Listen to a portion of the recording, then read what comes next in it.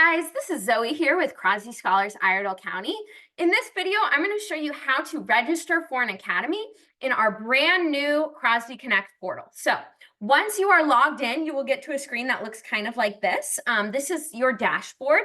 And if you need help figuring out how to log in, that's a separate video, but definitely check that out. So once you're logged in, this is what your screen will look like.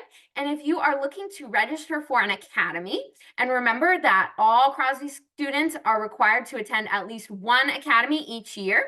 So you can find that academy requirement right here in the upcoming tasks, or you can always find anything that you're looking for down here when you scroll down under the full list of tasks. So we're going to go ahead and click on the 7th grade academy requirement.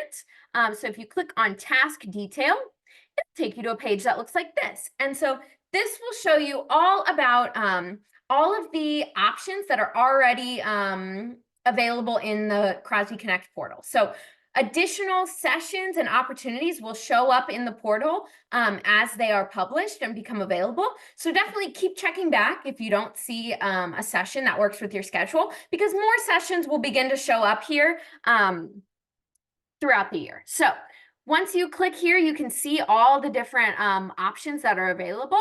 So here, right now in the portal, we're just seeing the in-person academy in September and then the one in November. And so let's say I wanted to register for this in-person academy at Mitchell Community College in Mooresville on September 28th. So I would just click register right there.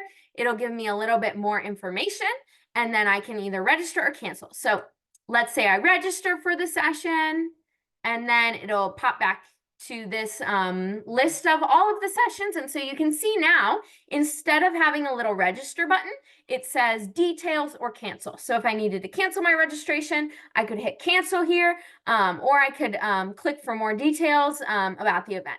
And we will also, any academy that you register for, we will email you more additional details about the event as it becomes a little bit closer to the time frame of the event. But that is how you register for an academy.